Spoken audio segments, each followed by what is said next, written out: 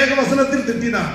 பத்திரிகையாளர் சந்தித்தால் திட்டுவது, கூட்டத்தில் பேசினால் திட்டுவது, தோழர்களை சந்தித்தால் திட்டுவது, செய்தி போக போக கலைஞரிடத்தில் பேசிக் கொண்டிருந்த பொழுது அந்த திட்டக்குழு உறுப்பினராக ஒருவர் இருந்தார். பெயரை நினைவுபடுத்துவதற்கு தவறாக கருதிவிடக்கூடாது. தமிழறிவு மணியன் கலைஞர் தான் அவரை இந்த பொறுப்பிலே போட்டார். முதலமைச்சராக இருந்த கலைஞரை ஏக வசனத்தில் திட்டினார். பத்திரிகையாளர் சந்தித்தால் திட்டுவது, கூட்டத்தில் பேசினால் திட்டுவது, தோழர்களை சந்தித்தால் திட்டுவது, செய்தி போக போக கலைஞரிடத்தில் பேசிக் கொண்டிருந்த பொழுது தமிழறிவு மணியன் உங்களை மிக மிக மோசமாக திட்டிக் கொண்டிருக்கிறார் என்று சொன்னார்கள் நண்பர்கள்.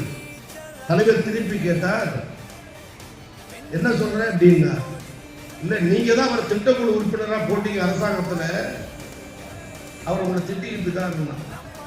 என்ன சொன்ன, திட்டக்குழு உறுப்பினரா? ஒருவேளை இந்த பொருள் அவன் தப்பா நினைச்சிட்டு திட்டுறானோ? அந்த அறிவு ஆற்றல் கலைஞரை தவிர வேற எந்த கொம்பனுக்கு உண்டு?